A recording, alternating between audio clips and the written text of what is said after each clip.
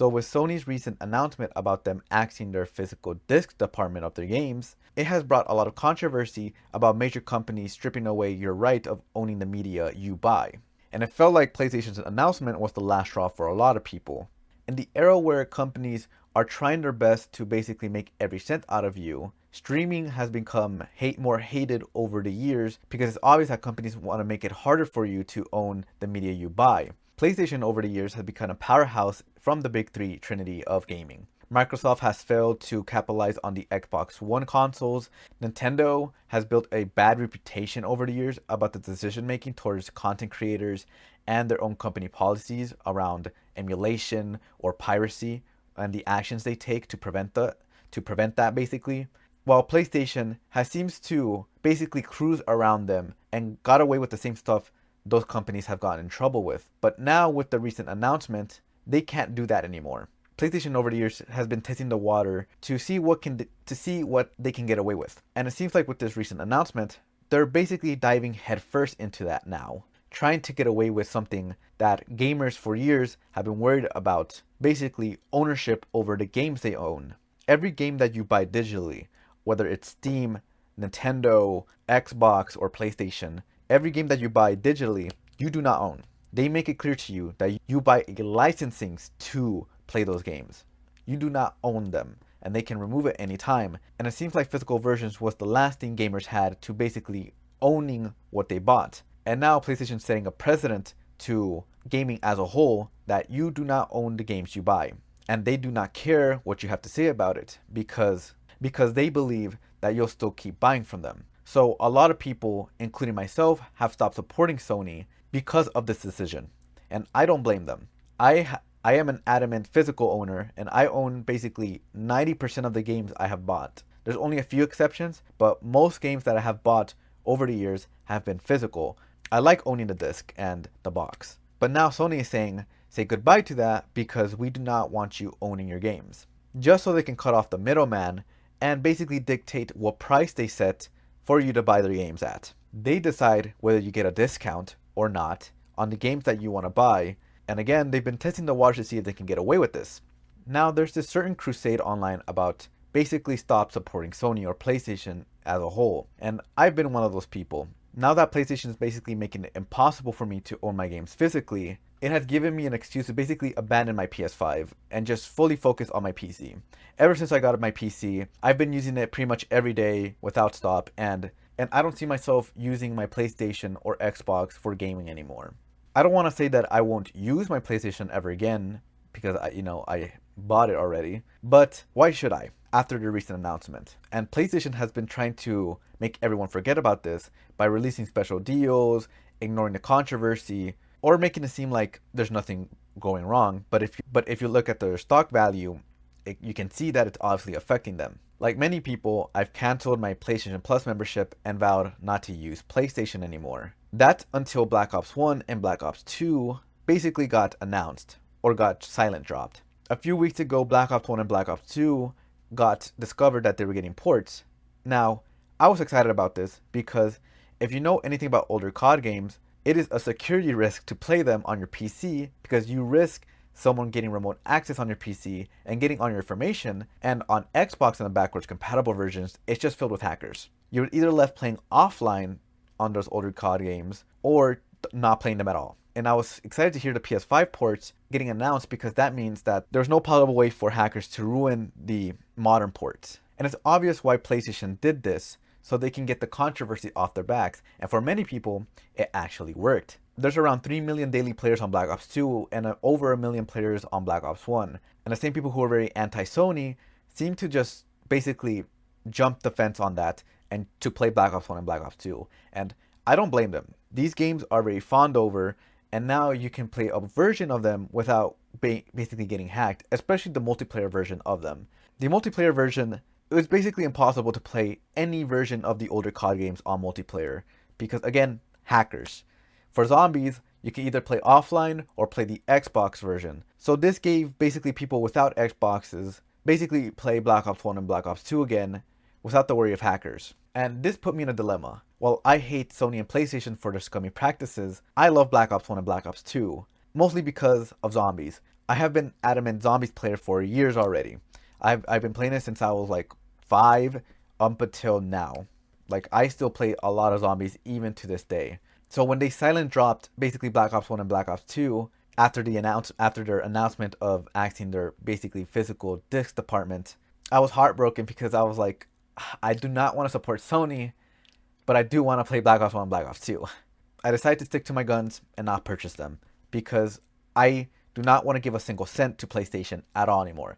I don't mind giving a cent to Activision, even with their usage of AI in their modern games, blah, blah, blah. Like, they can have my money on older games. But when it comes to Sony specifically, I refuse to give them a penny of my money anymore. I have stopped. I'm not giving them anything. And I have to stick to my guns on this. Because if I don't, that means other friends who want to buy it have the same mentality. If they see me buy it, they're going to buy it. Literally, one of my friends says, if I cave in, they're going to cave in. And I don't want to do that to them. I do not want to do that to them. Especially when they got a PC of their own already. So basically, to repress my desire to buy Black Ops 1 and Black Ops 2 for zombies specifically, I decided to do something special. And it's going to be a bit different to the videos I make because, well, I'll explain in a bit. But I want to rank every Black Ops 1 and Black Ops 2 zombie map. And the reason why is because I don't want to support Sony. And this is the only way I can do this by just talking about the games. If Sony never announced that, I would have bought it and made a video about it. But now I can't do that because, again, I don't want to support Sony. I hate Sony now. I don't want to give them a cent of my money. I do not want to give them anything. But I do want to express my love for Black Ops 1 and Black Ops 2. And this is the only way I know how to without giving them a single cent, basically. So I'm going to be ranking every Black Ops 1 and Black Ops 2 zombie map only. I'm not going to be ranking Black Ops 3. I'm not going to be ranking Black Ops 4 or Infinite Warfare or Advanced Warfare. Black Ops 3 will be getting its own video in the future, more traditional to what I make, and so will Infinite Warfare and Black Ops 4. But I will be ranking Black Ops 1 and Black Ops 2 just for this video with the recent announcement of all the Sony stuff.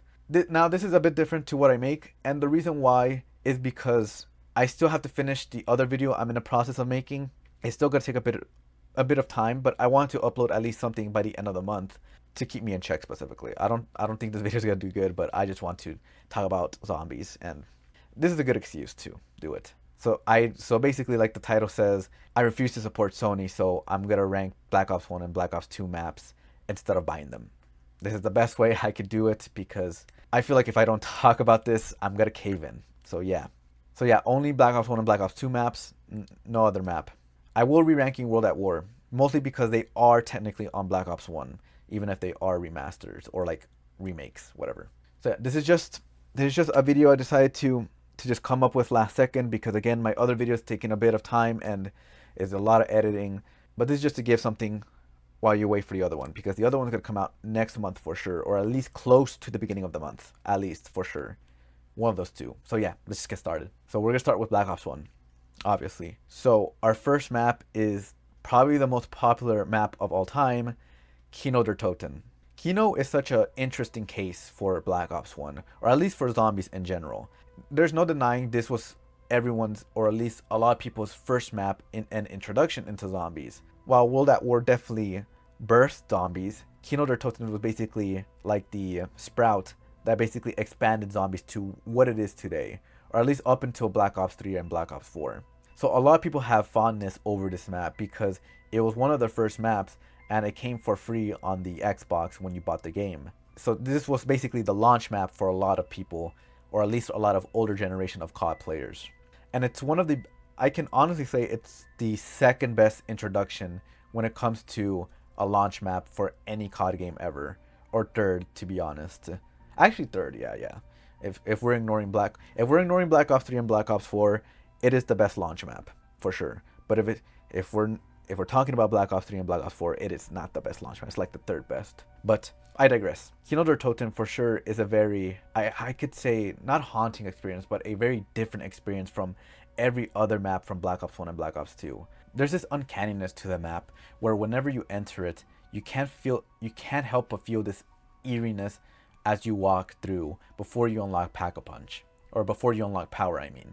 Whenever you play Kino, you are very isolated in this map, where in other previous maps where you can see outside the boundaries to get a understanding of where you are, Kino basically acts as that fully. Kino der Toten translates to Cinema of the Dead, which makes sense because this is a cinema placed, in Germany, basically. I don't think I have to basically clarify that, but if you didn't know, you know, now you know.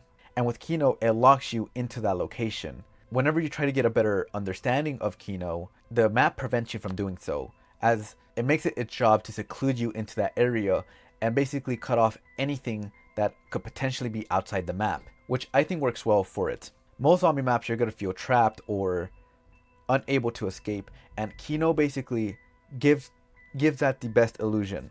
The first thing you see as you spawn in is Nazi symbols all around the room, which gives this, I don't know how to say it, but it gives this discomfort because it's obvious you're not supposed to be there, yet you are. What Kino does really well is using the horror elements from World at War to Black Ops 1, which, if you didn't know, Kino der Toten was originally supposed to be a World at War map, but ported over to Black Ops 1. And you can definitely feel that. It is the most different in terms of environmental from the rest of the maps, like 5, Ascension, Call of the Dead, or Shangri-La or Moon. By taking a traditional route to how zombies maps were made in World at War than in Black Ops 1. Well, in Black Ops 1, they definitely jumped up into the craziness aspect of its locations. Kino der Toten is very simple. It is a location in Germany, in Nazi Germany specifically, and gives this illusion of isolation to it. In other maps where you can see outside the boundaries to get an idea where you are, Kino prevents that.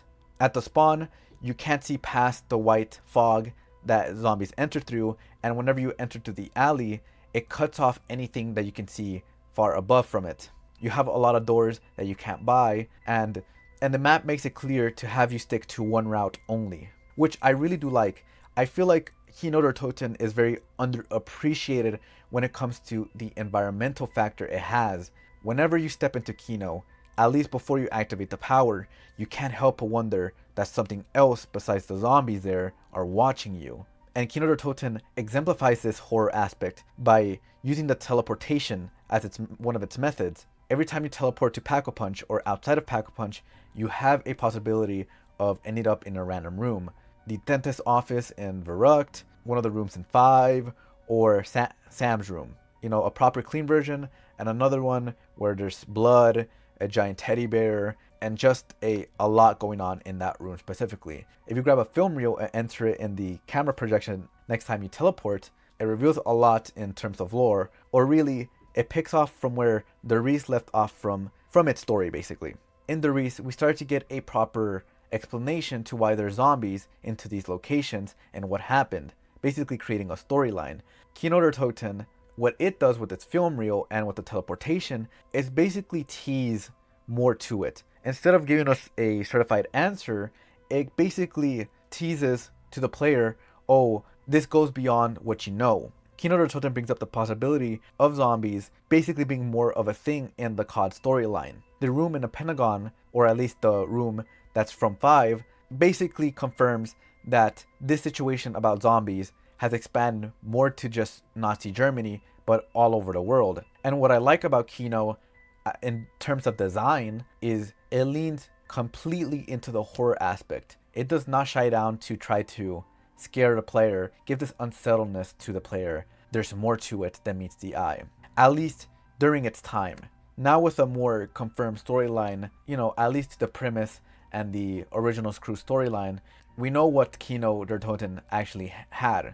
Before all those questions got revealed, you can only presume what Kino alluded to. You don't know what relations what Kino der Toten had to Der Reese, and what Kino did really well in terms of environmental, basically create an illusion that you are stuck there. I know a lot of maps do, basically, and I know that's what maps like Verrückt and Nacht der Toten did, but for Kino, it carried those philosophies of those maps and brought it to Black Ops 1, which makes sense because we don't really see that until later into Call of the Dead, or even into other maps further down the line, depending on how you see it. What about actual gameplay? Again, there's been this consensus about Kino der Toten being very mid, and I'm not gonna lie to you, I kind of do agree. In terms of gameplay, this map has not really nothing going for it outside of environmental. It's a basic survival map where obviously you're just trying to get as higher round as you can. and it doesn't really have any real objectives besides opening power or opening Pack-a-Punch. But that's what a lot of zombie maps already do, and basically what a lot of zombie maps should be doing, regardless. Even modern zombie maps should be doing. And while I don't agree necessarily that this map is very is bad or is very very mid like everyone else it is kind of boring. Because think about it, a lot of the fun time you had around this map was just with friends or like sleepover with friends, and because it was either the only map you had, or just you weren't really big into zombies. If you compare this map to other maps down in its roster, pretty much the weakest one, which is not a bad thing. That says a lot, because I am not going to be putting this in D or F tier. I'm actually putting this in C tier, which it does belong. I'm putting this in C tier, and the reason why is because this did a lot for zombies. And ignoring the memes with that one YouTuber Chaos, calling this the best zombie map of all time, it is a zombie map that a lot of people are fond of. And I think it will be disrespectful to Kino to put it in D or F tier. But this map is not all that. It's very basic in its premise. You have 3 sections, and you're going to follow the same route as always. You're going to go to the right side. You're basically going to go to the right side, go open doors, either open mystery box or get the MP40, and then continue your way through, open power, get jug, get Pack-a-Punch, and then boom, you're set. Basically, you just get the remaining perks you need and just hit the box for the Thunder Gun. But I will say this, Kino der Toten as a map to get high rounds, at least in the original version, is actually very difficult, because a lot of people forget that Black Ops 1 guns really are not good. They stop working, or they stop being effective around round 30 to 40, and you have to rely on the wonder weapons to get through those maps. And if you've seen speedruns of Kino der Toten, it's like one of the most intense things you can do, because if you don't know how speedrunning works for these older games, there's a certain number cap that the game hits. That number cap increases with every action that you take, including zombies themselves. For Kino der Toten, they avoid the theater area and stick to the fire trap area, and each zombie has a variable to increase that number cap. I think zombies have like either 1 through 5 variable, but with Nova Crawlers they can go up to like 10 to 50. So what speedrunners do is avoid the theater area and stick to the fire trap area to make sure that the Nova Crawlers don't spawn. And this is the only way to reach 255. If you make the Nova Crawler spawn enough times, it will restart your game, because basically once that number thresh hits, it restarts your game completely. And that's for Black Ops 1, Black Ops 2, and Black Ops 3. But that's just if you're really into the speedrunning aspect. It's very standard. Basically, play the game as normal, reach round 30, maybe go higher if you really feel like it, and then stop playing. That's just kind of sad for Kino der Toten, because I know a lot of people really love this map, but a lot of nostalgia just falls under Kino der Toten. While I do think it's very underrated when it comes to the environmental aspect, or in like how it's designed, in terms of actual gameplay, on how you interact with the map, it's very subpar, to say the least. But still, the Thunder Gun being introduced was amazing. It is still to this day one of my favorite wonder weapons of all time, and just for that and all the memories Kino has given to everyone, I feel like a high C is a proper placement. Now the next one is 5. While Kino der Toten was the launch map for Black Ops 1, it wasn't the only launch map for Black Ops 1. 5 was the second launch map that came with it, but the only way to unlock it was either complete the campaign or, enter unlock all on the computer in the menu. I'm not gonna deny that I did this. I put unlock all because I wasn't gonna fucking replay the whole campaign to unlock 5. But I will say this, I think 5 is better than Kino for sure. I think 5 is very misunderstood in terms of gameplay. I feel like the same viewpoints people originally gave Kino for, they apply to 5, and I don't think that 5 deserves that necessarily, because 5 is such a great challenge map. You spawn in as JFK if you're playing solo or the host into the Pentagon, and you are in lockdown to prevent it from a zombie outbreak from basically escaping the Pentagon. That as a premise is already really good. The way 5 is laid out was really well done. Well, I do think a Pentagon themed map could have gone more with, especially in the, I guess, inside aspects of it, or at least the upper levels of it, not matter what route they went, because the way zombie maps were created in World at War and Black Ops 1 specifically was they took elements from the campaign and remade it into an alternative timeline to what happened. So while in the campaign JFK dies, obviously, if you didn't know, or you should know this, obviously, JFK dies in the campaign. He still lives in the zombie storyline, technically. Technically, he's still alive, at least during the events of 5. With 5, it remakes the mission where you're Mason going through the Pentagon and basically gives it a makeover to where instead of JFK dying in the campaign, JFK lives through the zombie storyline, at least during this incident, you know? Where in the campaign things felt more open, they basically decide to restrict you by basically having hallways basically narrowed down, having you go through the middle area or like the middle floor, only open area, and then the downstairs area having a mixture of openness, closement. But unlike Kino or Toten, where Kino gives this isolated feeling, I feel like 5 gives this hopeful viewpoint of the crew that, oh, things are going to be all right. But the issue is there's no Easter egg in this map or confirmation that JFK and the rest of the crew actually make it out alive. Actually, if you play Black Ops 4, you would know that JFK and the rest of the crew actually die before the events of Classified Takeover, or after the events of Classified Takeover. Because zombies in a Pentagon seems very out there. It seems very out there. And you could tell that the crew here does not take things seriously when the situation at hand is very serious, especially what Classified implies. But ignoring that story aspect, I really enjoy the layout of 5 because this is a challenge map. And I feel like people forget that. 5 is a challenge map through and through. It is, if you want to test your abilities as a zombies player, this is the best way you can do it.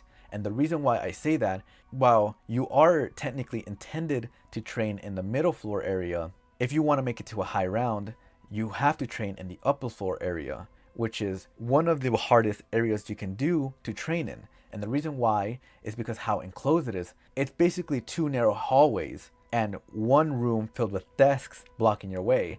And you have to maneuver as well as you can to not try to die. And the reason why you might think is, why do we have to train here for high rounds, is because it's easy. It introduces the first buildable, which is the electric trap from Kino der Toten. This is the only effective way to actually make it to high rounds because it's your only source of infinite damage. The Winter's Howl is not viable if you have played zombies before. It doesn't do enough damage, it doesn't free zombies. It's like basically it's like if a water gun had a cold setting and basically you were forced to use it in a zombie apocalypse. A lot of people don't seem to understand that training is very viable in the middle floor and especially the bottom floor. I was talking to a friend saying that he doesn't like 5 mostly because it's hard to train on the bottom area. But if you know anything about training, or at least if you know anything about the lower area of 5, it is very viable to train here through the windows. The windows give you leisure way to jump through them and basically make a getaway if you're good enough. Basically introduces some, I could say, parkour elements to it to improve your training in the bottom floor area. Even though if you're gonna make it to high rounds too, you're gonna have to train in the upper floor area, in the first floor area. If you're really ballsy and you really want to improve your way of training, the bottom floor area is very viable. Mostly because if you weren't able to jump through the window, the bottom area would not be at all viable to train at all. But if you take your time to go through the area, you'll quickly understand that this is probably the area meant for training. Besides the middle floor, the middle floor area for 5 is very like trapful, and it means that it gives this, it tricks the player into thinking that this is the most accurate training spot. But this training spot is very dangerous, mostly because windows basically hold every choke point. So if you're not keeping an eye on zombie spawns, you will get blocked off and you will go down easily. And the teleportation acts as a cutoff point to your training. If you get cornered and your only way is to go through the teleporter, either you're gonna have a zombie waiting for you on the other side, or it's gonna teleport you somewhere unfavorable where you like. Whenever you're training, you want to avoid teleporters as much as you can because zombies can still go through them, which I think really brings up the aspect of its challenge.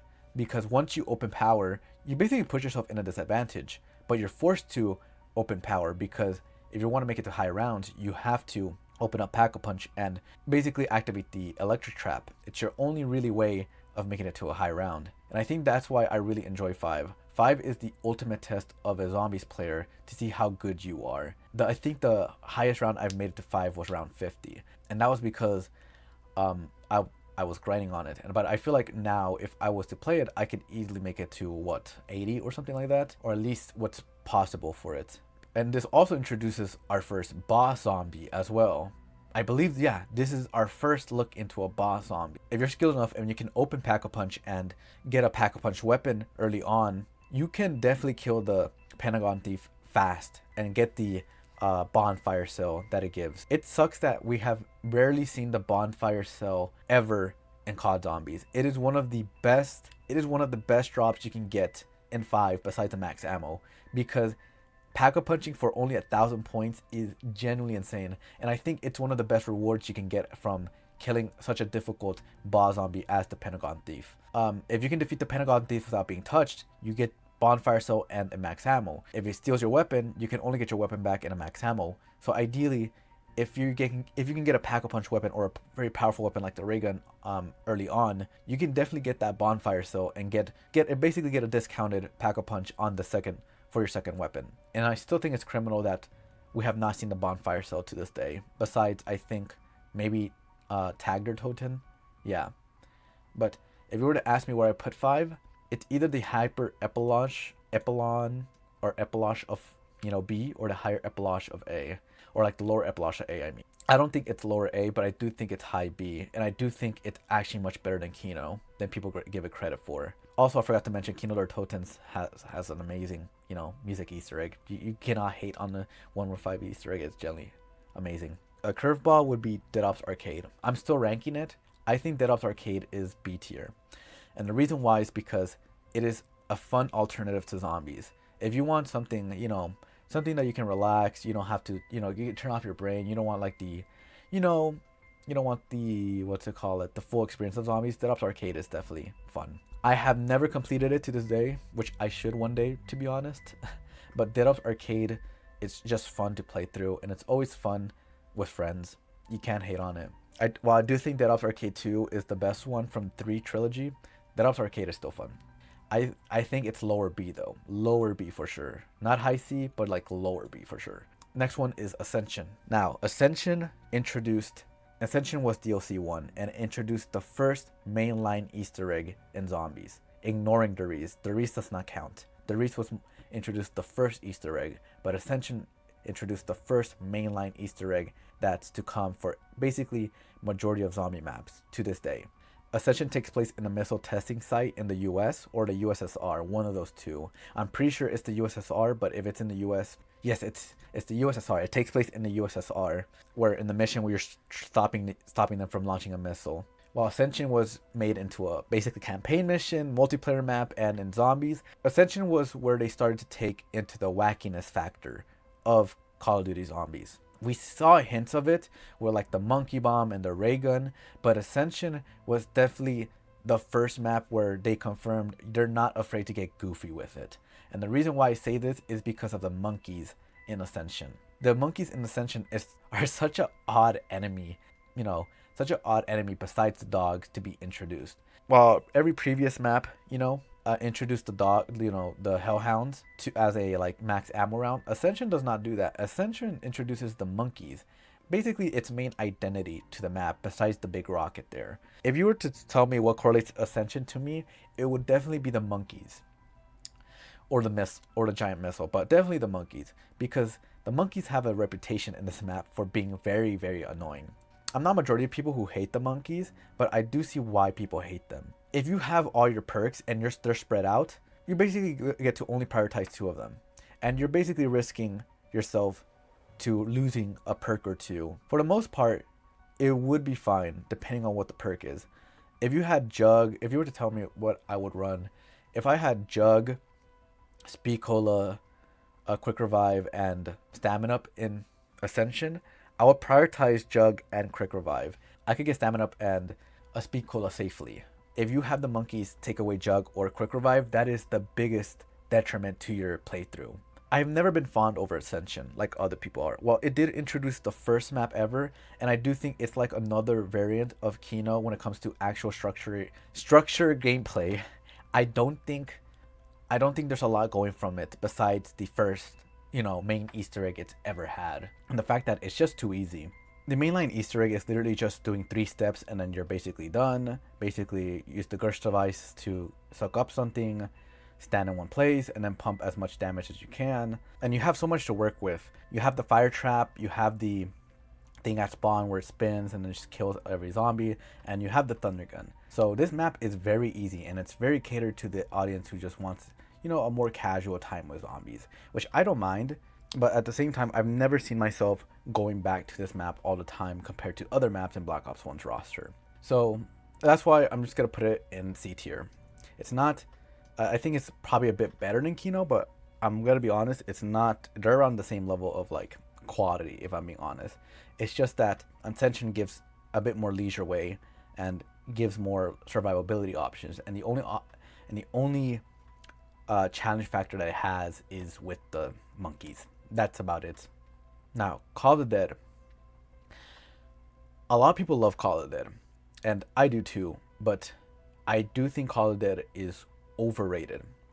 The reason why I say this is because Call of the Dead is presented as this S tier map in the zombies community, and I can't agree with that notion. I can't, and the reason why is because while I do think Call of the Dead structurally is really well done on how it bonds everything together, like with the ice water, the unlocking power, getting to Jug, and George Romero as a boss zombie, I don't think the map can make up its mind whether to help the player or not. And what I mean by this is every map in zombies has this factor bar to it, where how much they give to the player to survive, or easy it is for the player to make it to high rounds or to survive for longer. And with Call of the Dead, theoretically, it should be a map that you should make it to around 100 to, but it's not. You cannot make it to around 100 on this map without using the despawn glitch on solo or playing with a duo to use the VR11's insta-kill effect, which is my main issue. Call of the Dead can't make up its mind whether they want to help the player or not, and it's such a bipolar feeling with its arsenal.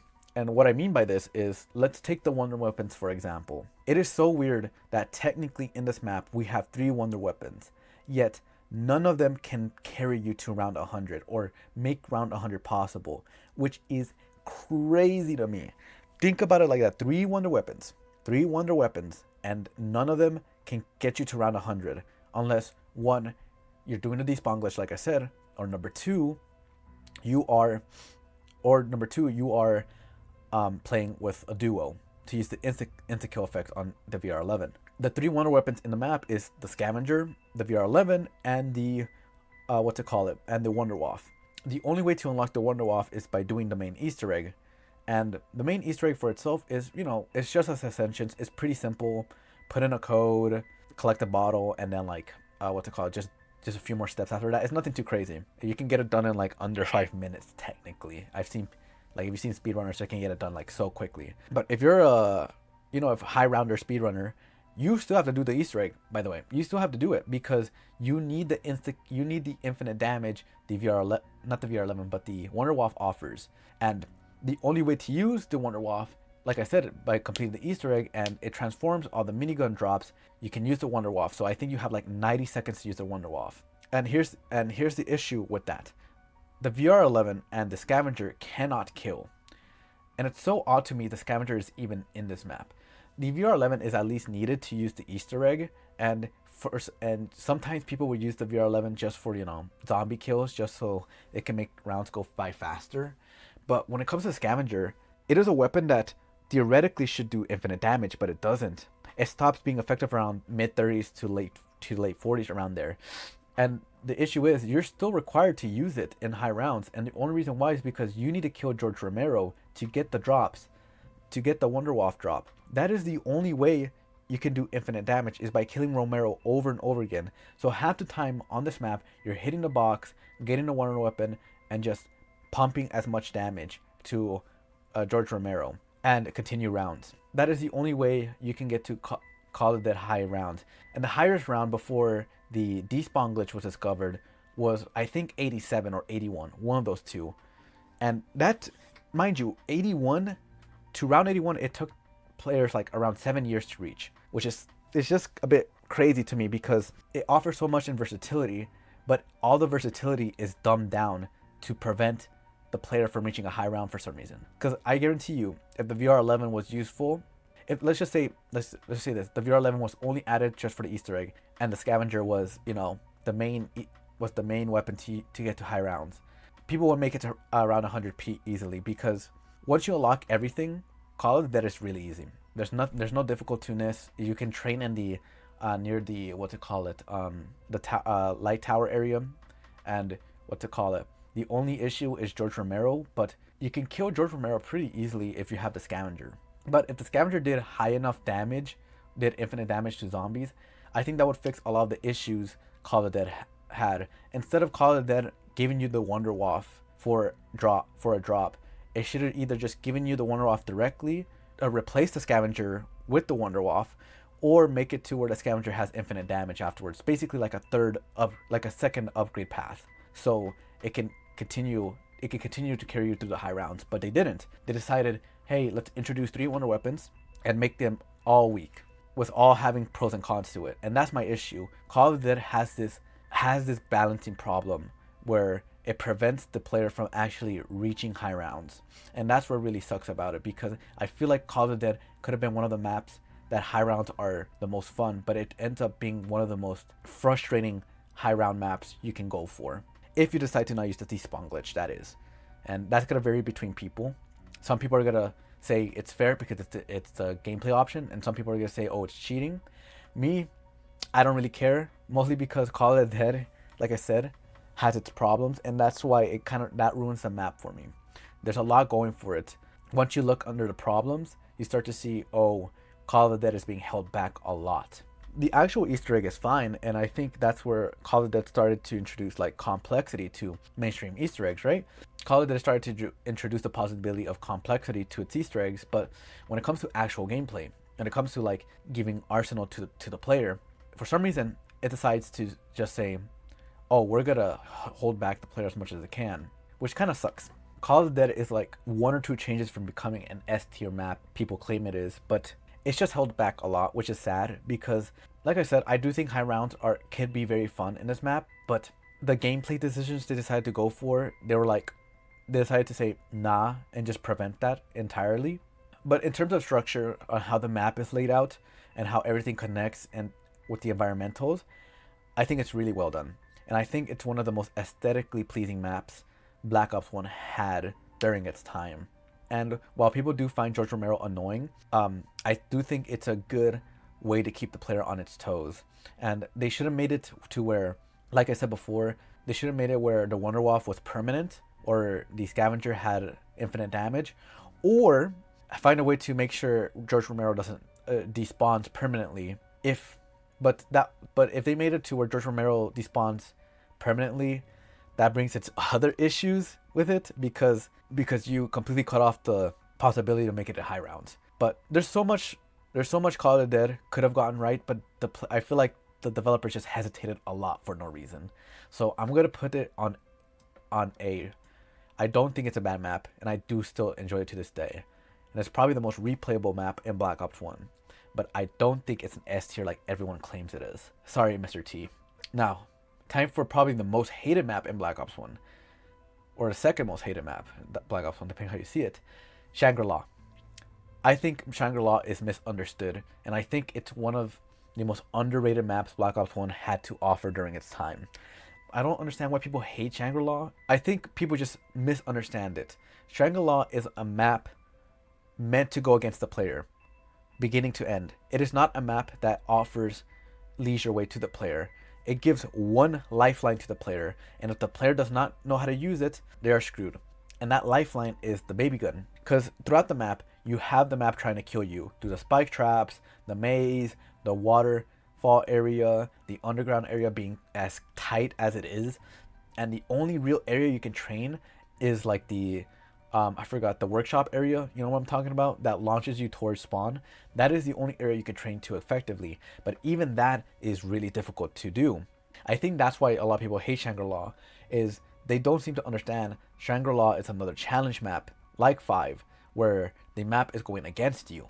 But if you know what lifeline the maps gives you, you can get through it.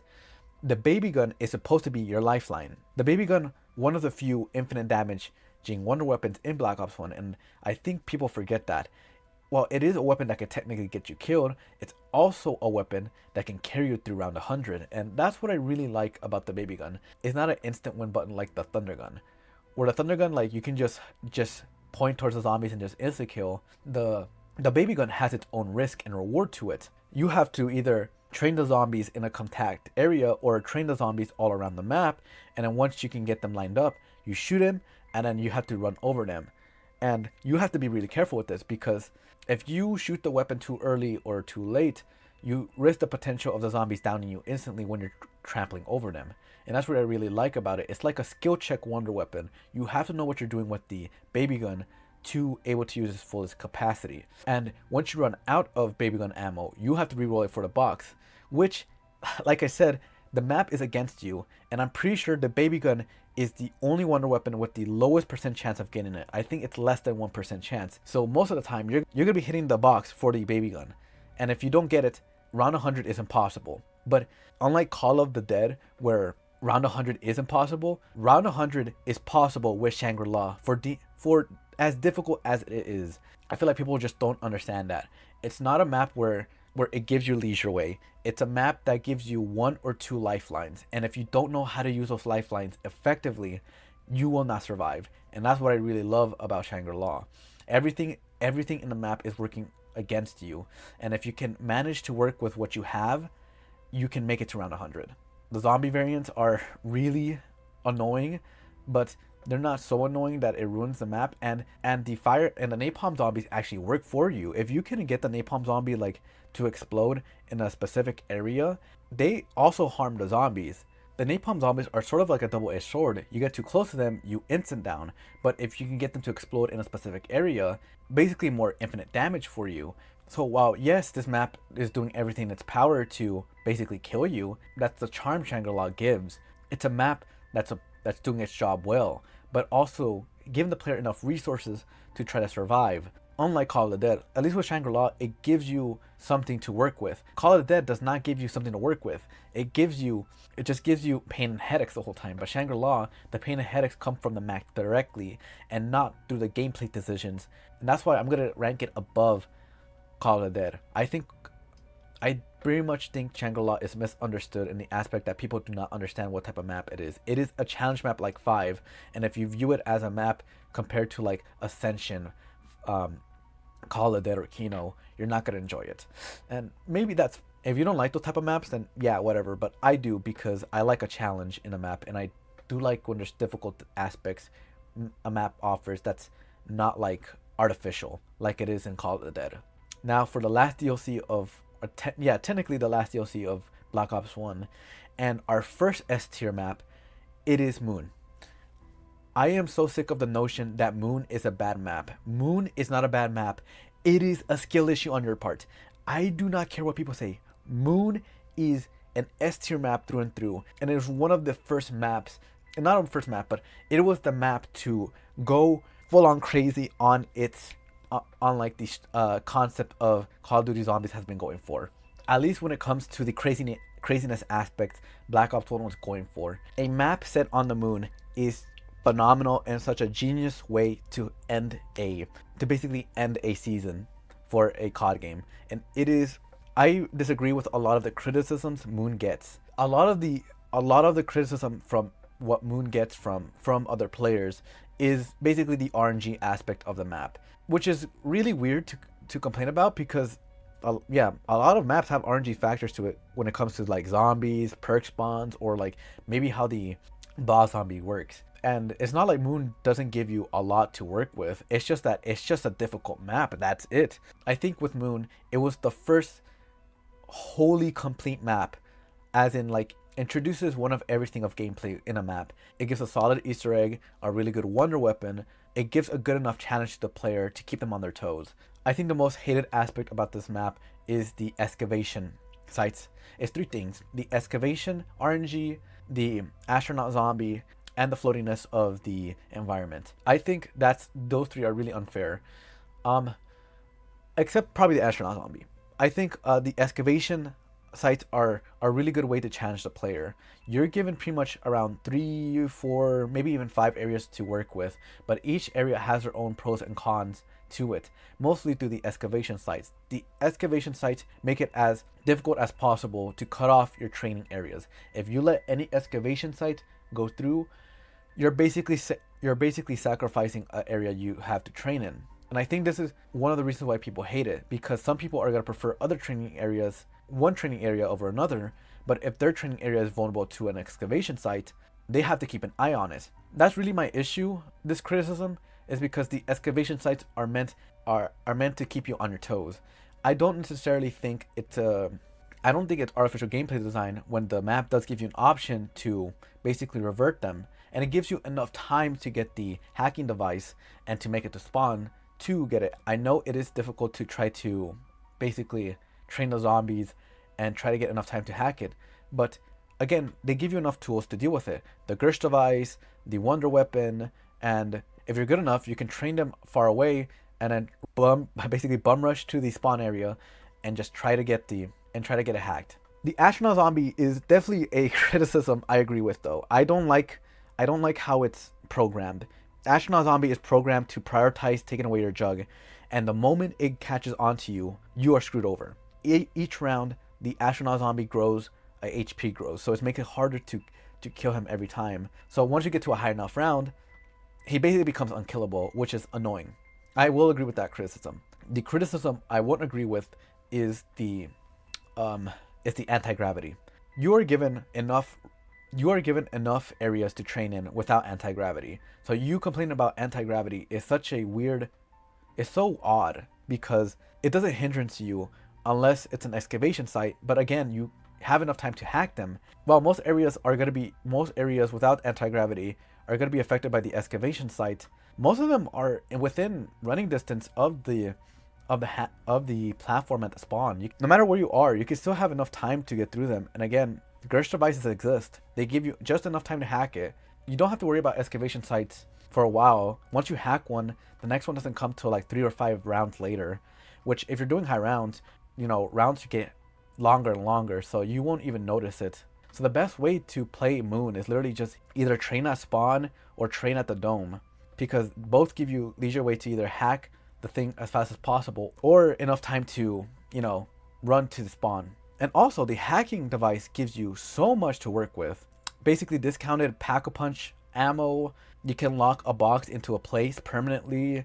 You get a free roll, discounted perks. You have so much to work with the hacking device that the map knows itself that it is a difficult map, but it gives you a lot of resources. It's not like with Shangri-La, where the map is working against you. Moon is working against you, but you have to micromanage, or at least manage well enough to deal with every detriment that's detriment to your playstyle.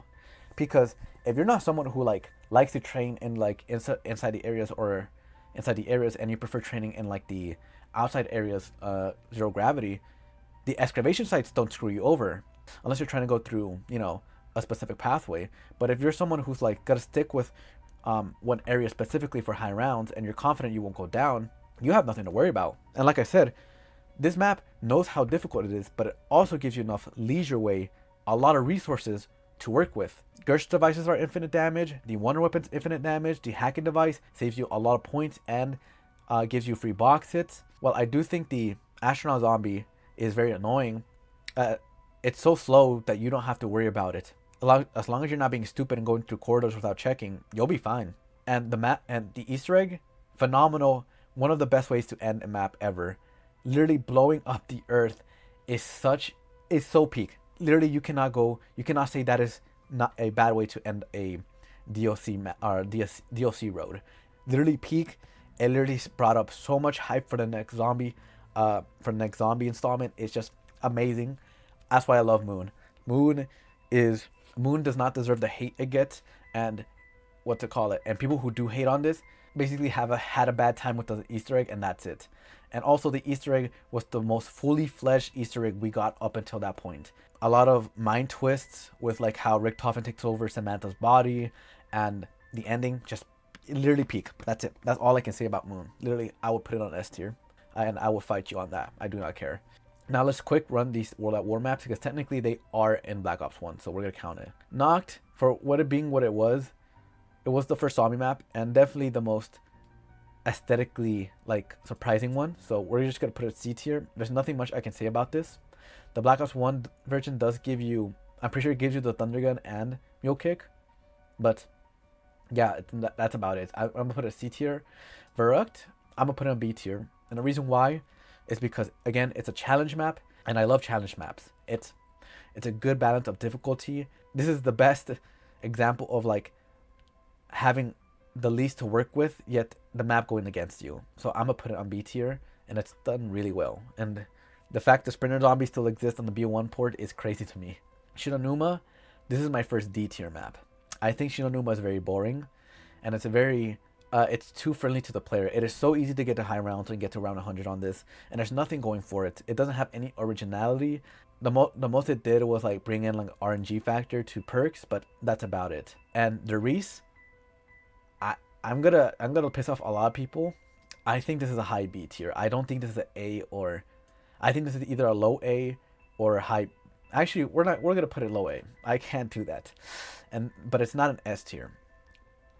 The Reese was ahead of its time for sure, and I'm not gonna deny that it wasn't ahead of its time, and it was the reason why we see what zombies it is today. But it's so subpar to compare to modern zombie maps or other zombie maps. For its time, it was definitely for sure elite, but I wouldn't say it was S tier like what other people would say. Like, the weapon variants were fun. It introduced the Wonder Waff, which was, amazing, and I find it kind of odd that in the Reese, that if you want to make it to high round, you have to do a specific glitch, which I don't like personally. High rounds is very iffy on here for some reason. Like, theoretically, you have like two areas that you have to work to train with. If you want to make it to high round, you have to take this one specific route that I don't like, and I don't really like when maps do that. Some maps can get away with it, like with 5, but the Reese, I feel like it's a detriment, and the only way it's like that is because of the engine it is. Well, specifically the World at War engine. I'm not sure about the Black Ops 1 engine. But yeah. So Derby's lower A tier. I do think Shangri-La and Call of Duty are definitely better than it. Verrucht is B tier. Noct is C tier. And Shinonuma is D tier. So yeah, this is Black Ops 1 in its entirety. Let's get to Black Ops 2. Now, Transit is debatably the most hated zombie map of all time. And I do agree with it. I do agree that it is, like let's not deny it. Transit is F tier. There is no denying Transit is F tier. But I feel like people need to understand that Transit was held back during its time, mostly because Jimmy Zielinski, the director of zombies during the time, had a lot of vision for zombies to grow in an exponential rate, but couldn't due to the hardware limitations. Also, we're including Transit and the smaller maps like Town, Farm and stuff like that into it. We'll just include it. We're not include Town. I'll tell you what the other ones are in a bit, but for now, let's just focus on Transit. For Transit, again, it was held back by the limitations it was during its time. And I think that's what really is unfair about Transit, because it did have a lot of good ideas going for it, but just held back, that's all.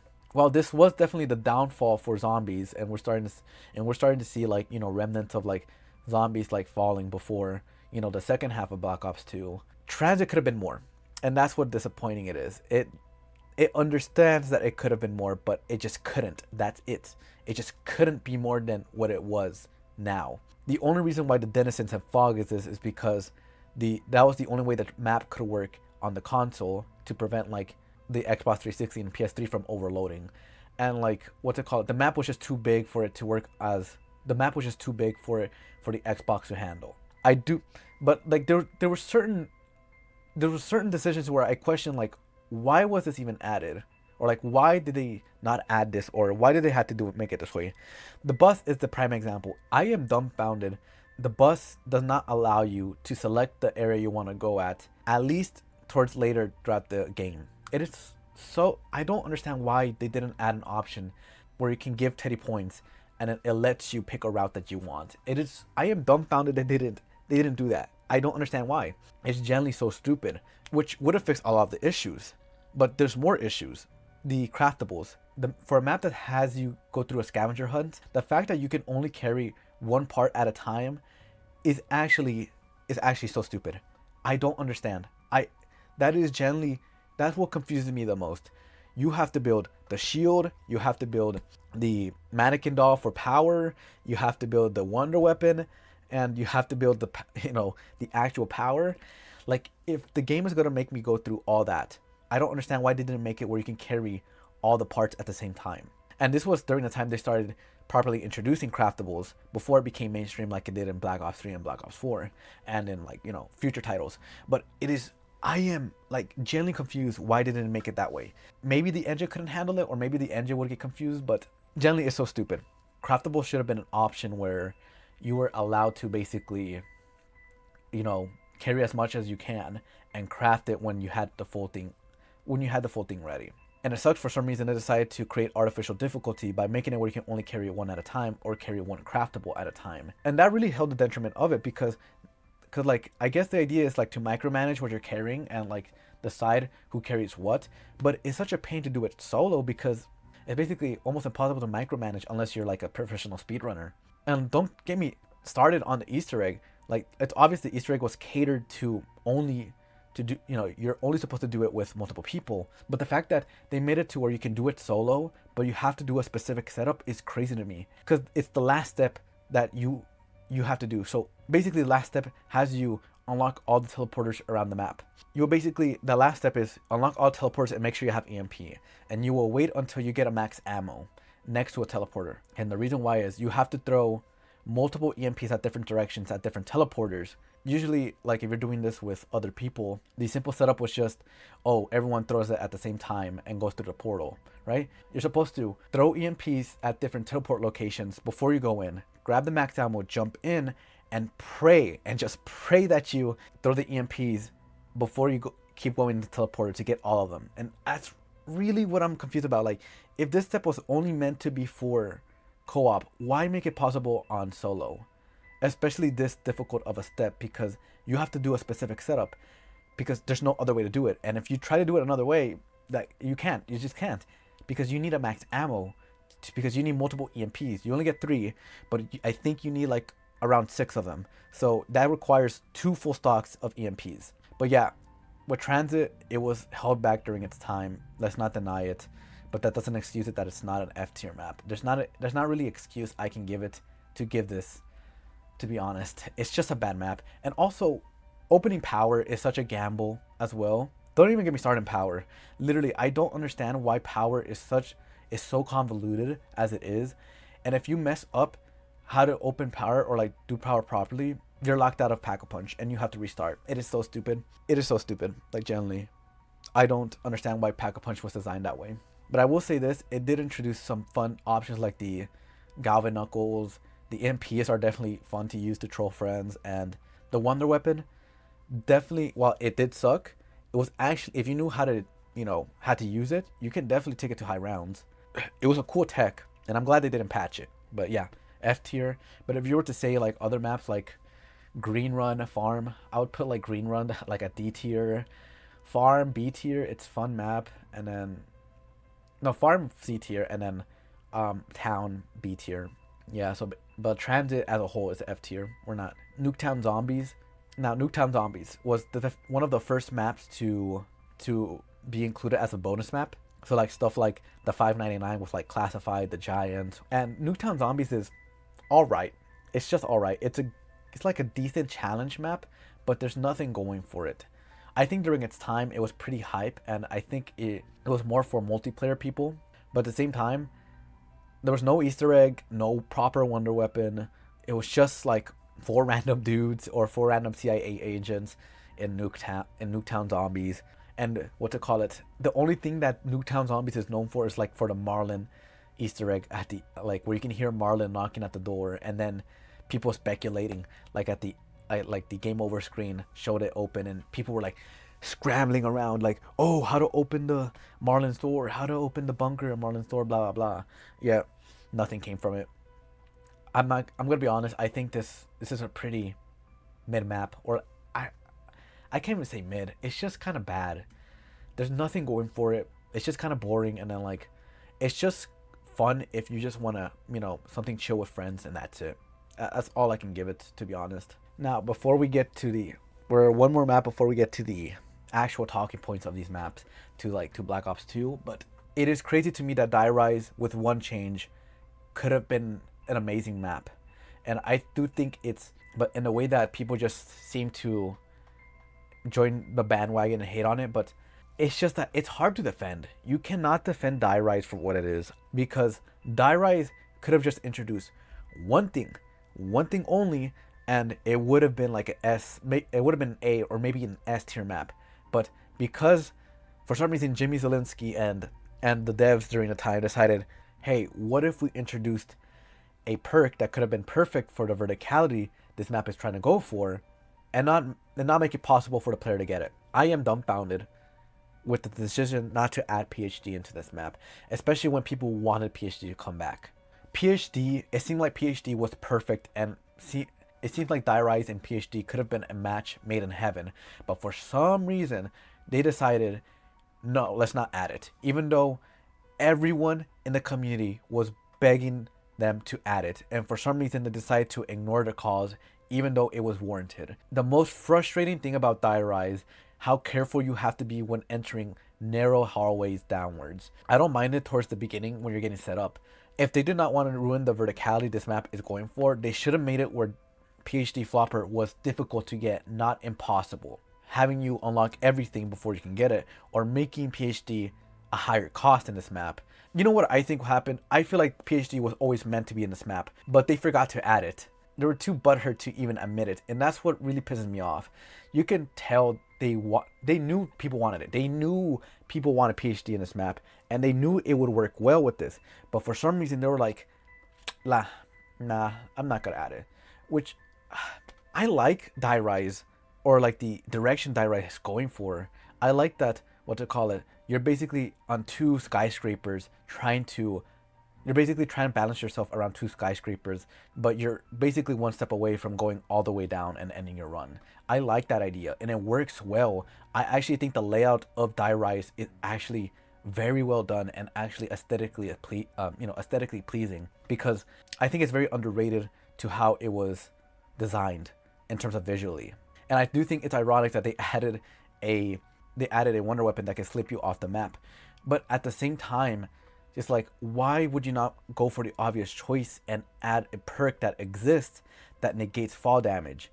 And especially in a map where fall damage is basically going to be the main thing that's killing you. And that's what really sucks, because you're limiting where the player goes for, and then the player is going to be incentivized to just stick to one area, which is kind of just unfair, because you're basically forcing the player to just not use environmentals around them to get to high rounds.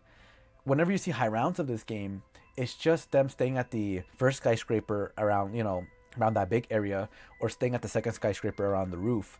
Yeah, that's it. And that's basically it. You basically limit the player to where they stay at, because you decided, hey, let's remove a perk that could have been perfect for this map, but because we don't want to make things too easy, they decided to just basically say, nah, we're not adding it. I feel like I could have excused it, because at least the Sliquifier does infinite damage. But once they realized, oh, people are getting to round 100 too easily, they decided to nerf it. But they decided to add an unpatched version, or like a dev code to it, where you shoot a sign and then it brings it to originality, to its original state, I mean. Now, it's not the original state people say it is. It's not. What happens is the bullets get stuck on the sign, and then for some reason that stacks the projectile damage to your gun, so it makes it seem like it's doing infinite damage, but it's not. You're basically kind of glitching out the Sliquifier is what you're doing. I feel like I could have excused the PhD mishap if they just made the Sliquifier infinite damage, because at least you don't have to worry about about damage on future rounds. Now that they removed it, it's like what does Die Rise have going for it? Who's who? A universally hated perk, even though I do think it's actually very good. It is crazy to me. One change could literally just make this an S tier map, but for some reason they want to get egotistical and decide, hey, we're not gonna do that. Sad. I think Die Rise is a lower D tier. I don't think it's like F tier because I do enjoy playing it from time to time, but that's about it. Sad, honestly. All right, now we're getting into the Jason Blundell maps.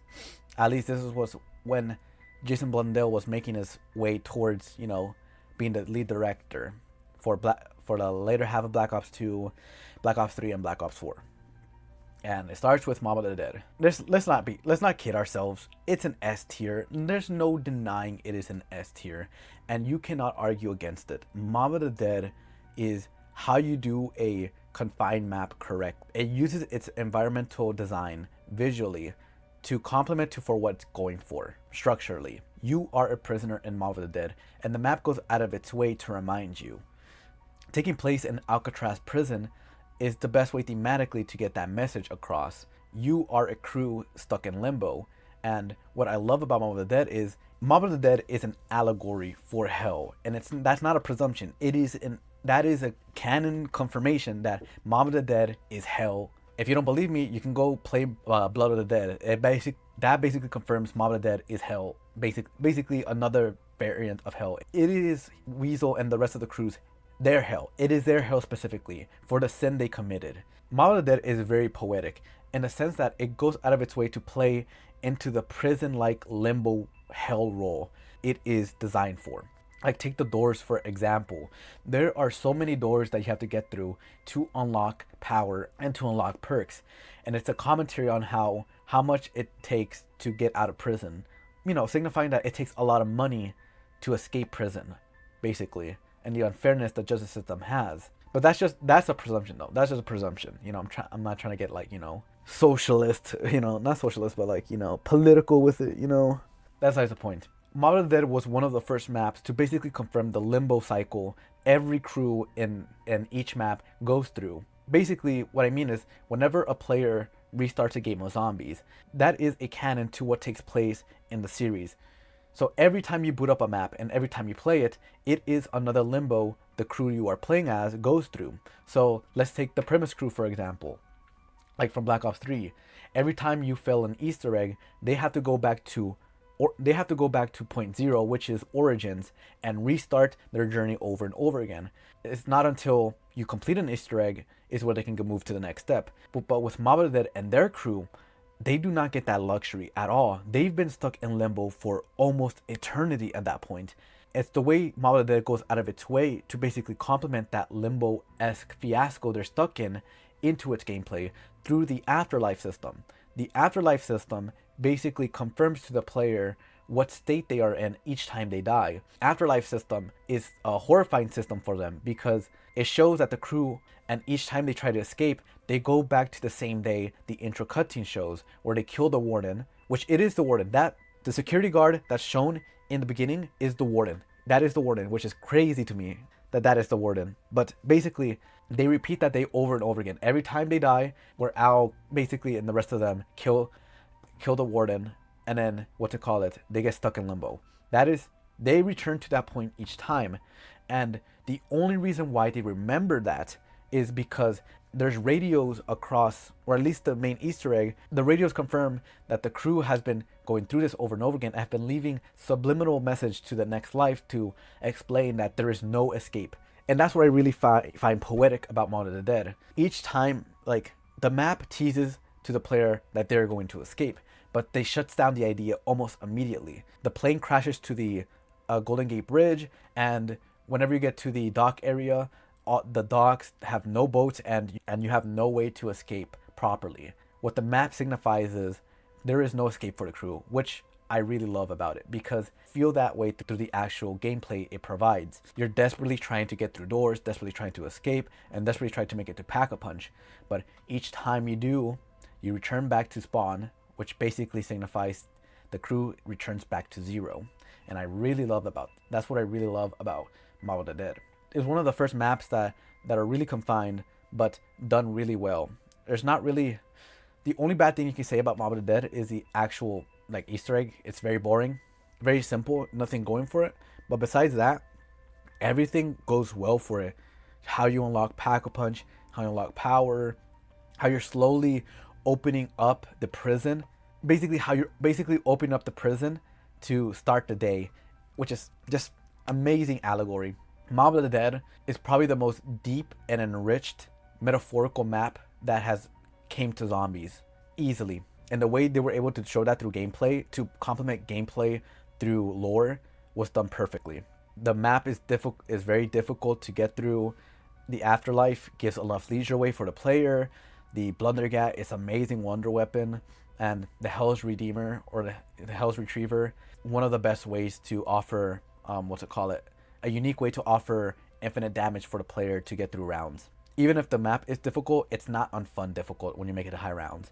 The upgraded Blundergat lets the player work with what they have and brings a new way to train zombies. Using the traps around you to get through rounds. The Warden also offers a annoyance factors where it locks down everything, and you're basically fighting the Warden to open up the prison, and while he's trying to close it down to get you in check. Also, another good sense of metaphors depending on how you view it. But again, Mob of the Dead, there's no denying that it's S tier. It's not my favorite map. I wouldn't put this in my top 5 all maps of all time, I'm gonna be honest, but it's an S tier. There's no denying it's S tier, and it's above Moon for sure. Actually, personally for me, it's not above Moon, but for the sake of video, it's above Moon for sure. And if you want to replay this on Black Ops 3, there's an excellent workshop mod that you can buy. It's not those half-baked ones for sure. It's actually a full-on remake, and it's actually very well done. I recommend that you watch it, or you play it. I mean, if you have a PC, just download the T7 patch though. Buried. This was our last Jimmy Zielinski map that we had before he got basically axed or booted from Activision. Buried is the most sandbox-like experience that you can have with zombies. It gives so much freedom to the player on how they want to approach this. And what I mean by this is you do not have to buy a single door to make it to power, by the way. You do not have to buy a single door for Buried to make it to power, which is crazy. You might be saying, oh, how do I do that? You literally go down, follow a pathway through the tunnels, through the long route where the barn is, and then just do a few parkour, make a few jumps, and you're there. That's it. You don't have to buy the tavern door to get through power. You can just get there for free if you go through the barn area, through the tunnel. But yeah, Buried is the most sandbox-like zombies experience that has ever touched the franchise, and it's a shame that this was the last zombie map Zielinski worked on, because honestly, I feel like this was his vision on what he wanted his zombies to be like. And if zombies took the route Buried did for its future maps, zombies could have been much different than what it was. A lot of people after Black Ops 3, or really even after Black Ops 2, wanted more open-endedness or more creative or more freedom for zombies on how they approach it. And Buried was one of the maps that could allow for that. But the way how you reach power, the chalkboards, or like you have creative freedom where to place the chalkboards, basically open up everything by round 1, having multiple ways to get multiple perks, the perma perk system, the buildable system, Leroy, with the way Leroy was implemented, how you can lock down the box to one area. This map has so much going for it, and I feel like this is why Buried is so beloved. And it's a shame because this was Jimmy Zielinski's vision of what future zombies could have been like. And I feel like if he was just given one more chance, he would have started a road of zombies where we would have seen something amazing. And Buried was the full vision, or his complete vision of that. Something that Transit was trying to be like over here, but understood what to do on how to fix the issues, and decided to fix it through Buried. But it's not sad because, while I am sad Jimmy Zielinski never fully utilized his vision for zombies, it's also a last hurrah for him, basically, where he got to basically got to express himself creatively fully through Buried. And the way he implemented those was basically giving the player as much creative freedom they could have. Through a streak of bad zombie maps he created a gem of a zombie map that is beloved with casuals and hardcore fans to this day. That's really hard to find a balance of, finding an audience for both hardcore and hardcore and casual players. Casual players, they get the illusion that they can get to high rounds, and then hardcore players get a very challenging map that is almost impossible to make to round 100.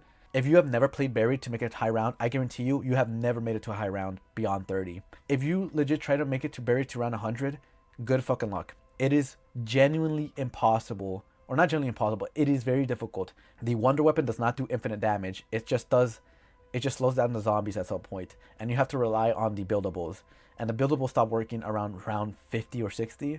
The highest round I think I made it to Buried was 80.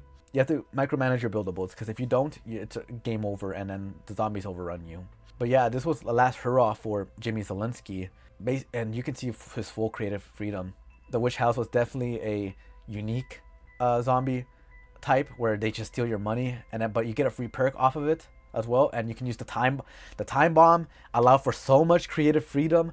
Oh my god, you can place the time bomb on round 1, go to literally round 50, and then go back to round 1 to keep playing. There's just so much Buried has that is crazy to me, that it provides so much infinite replayability, and the time bomb is just one of those things that keep it going.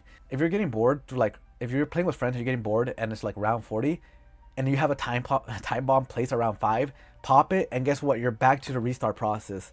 Well, it is a troll, obviously. It was used to troll people. It is also a way to expand your arsenal by getting more perks through the Witch House, if you know how to implement the tech, respawning zombies if you need more points, or if you were unhappy with your box set, you can go back in time and re-hit the box, or or with Leroy with the candy system. Again, he can lock the box for you down, hold the zombie for you if you want to take a break, and then it's just, there's no denying that Buried was the zombie map that allowed for much creativity. And it's a shame that we don't get to see that a lot nowadays. Because I think if zombies took this route, this could have been potentially a route for the better, and maybe even better than Jason Blundell's route. But that's a big maybe. But I feel like Buried was the taste of what could have came from Jimmy Zielinski if he was given one more chance. But now he's never getting that chance again, sadly. So Buried, I'm going to put this high A tier. It's not an S tier map for me personally, but the reason why I'm putting this high A tier is because this was probably Jimmy Zielinski's best map besides Moon. Because it fixed a lot of the issues Transit had, and it was one of the first sandbox-like experiences we had. Now for the last map for this video, Origins. The map that started it all for Jason Blundell, and that started it all for zombies in general into the mainstream audience. Origins is a special place for me, mostly because it was a map I didn't get to play until Chronicles, sadly enough, because I grew up poor, but I kept hearing people say it was one of the best maps of all time. It is so fun to play through, and once I got to play it, I agree with it. I think Origins for me is top 3 maps of all time, and definitely deserves to be in discussion for the best map of all time. S tier for sure, and S tier, it is S tier undeniably. It was a restart point for the main crew, and started Jason Blundell's own unique timeline that shifted away from Jimmy Zielinski's timeline into a new one. While it didn't decanonize it, it definitely ignored the old timeline for a new one. It basically pays homage to Jimmy Zielinski's Bo1 timeline and reintroduces it back to Black Ops 2, which I think people really wanted to see what happened afterwards and what happened towards them.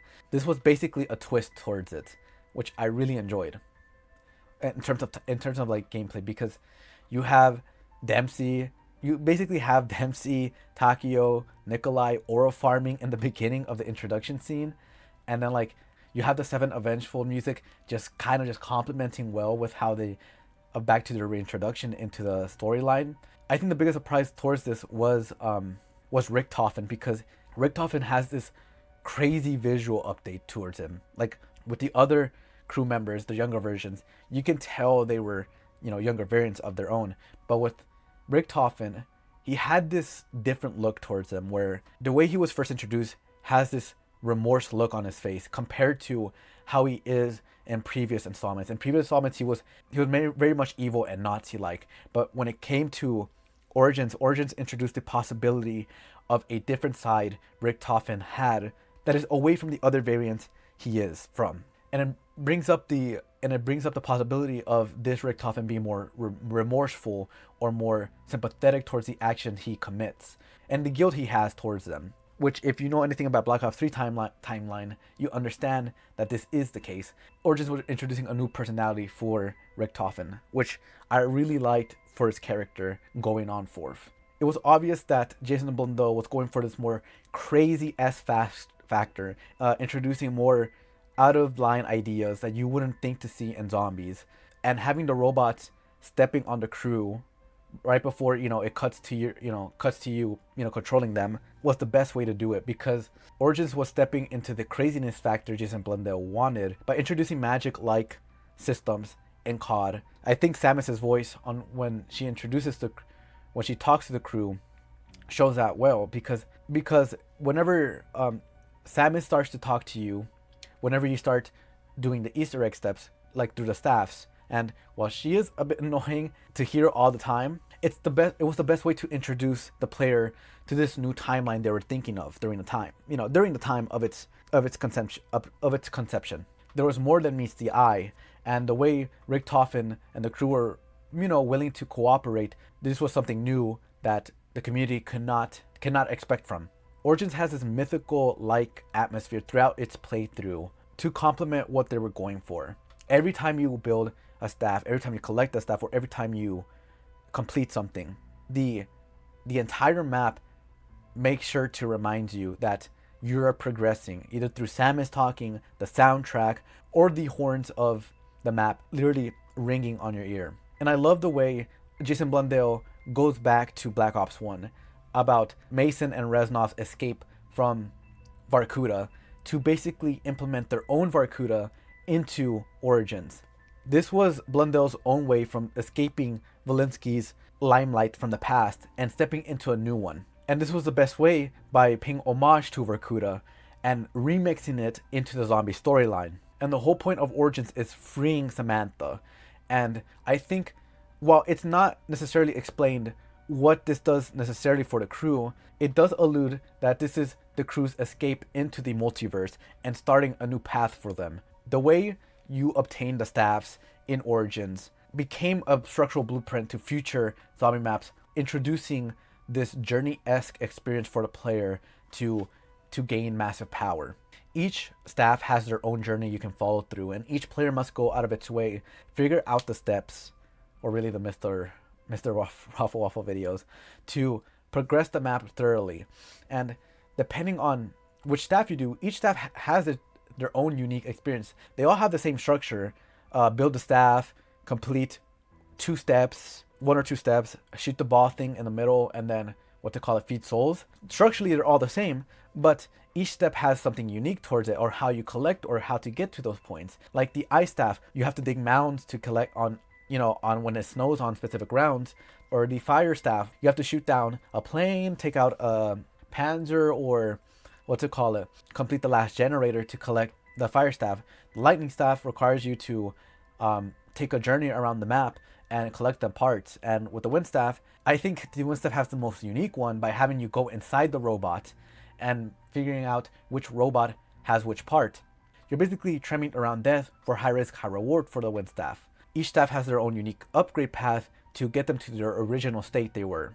I think the most memorable upgrade path is the ice staff, if we're being honest. Visually, it looks the best, especially in the Black Ops 3 port, and its identity engulfs this mythical-like weapon Samantha is constantly reinforcing to us about to craft the great power she is hinting towards the player, which is aka the staffs. But that doesn't mean every other staff has like a boring upgrade path.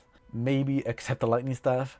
Each staff has their own unique identity to it with how they interact with the map, whether it's with the lightning staff and the switches, the wind staff with the robots, the fire staff with the furnace step, or the ice staff with the tomb step.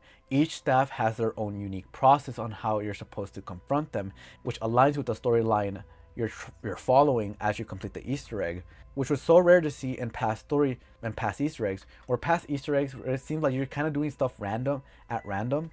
Origins was the first one where it felt like you were actually doing proper steps towards something bigger, which Samantha amplifies more with her dialogue. The more you complete steps, the more you complete steps, the more excited she gets, and the more excited she gets means to the player that more you're almost done with the Easter egg. Origins introduces the mythical of the zombie storyline, but I think the main identity of Origins is definitely carried throughout how the way you craft the staffs, the way you upgrade it, the way the Easter egg is, the robots, the way Pack-a-Punch works. Well, it has a lot going for it. I think it's thanks to the staffs that Origins can fully shine on what it's trying to present. And I think that's the main reason why I love Origins so much. It's a journey to get through the staffs, and each player has their own journey to go through. And if they want to continue the journey, they're definitely allowed to, but most players can just stop at the staffs and get the full experience Origin has. That's what I really love about Origins. I think Origins was very much the start to the golden era of zombies, and everyone knows that. Even to this day, Origins still holds up really well and still considered a top 5 map of all time. So it is going to S tier. That concludes our ranking. For fun, I'm gonna include the Black Ops 1 variants. I have actually played these. I've actually played the Black Ops 1 ones. All of these are fucking F tier. I do not care, bro. All of these are F tier. Literally one hit and you're down. But that's besides the point. So I'm glad if you watched the whole thing. I'm glad you stuck with it. This is something I just wanted to do before I get the next video out, because I want to get a video out before July ends. I'm not sure if I'm gonna get the other video done or not. If I do, I'll probably upload that. But if I can't, I'll probably just upload this. It's simple. And I don't want to support Sony anymore with all the things that are going on with their physical disc situation. And it sucks because it's because of that I can't play Black Ops 1 or Black Ops 2 on my PS5, which I really do want to because it's safer. We have safer servers now, but it's PlayStation, so no, screw that. So anyways, yeah, this is just something simple I wanted to do. Nothing crazy, but yeah, that's it. If you disagree with anything, comment it. If you agree with something, like the video, subscribe. If you want to see more zombies content, I'm planning on definitely doing that in the future. But Black Ops 3 will definitely get its own video essay style. This is just something I wanted to do for fun. Nothing crazy. But yeah, I'm going back to this is just something different I wanted to do. That's it. Nothing. It's just, something casual, like a filler video if you want to play in the background. But that's it. Yeah, thanks. Bye.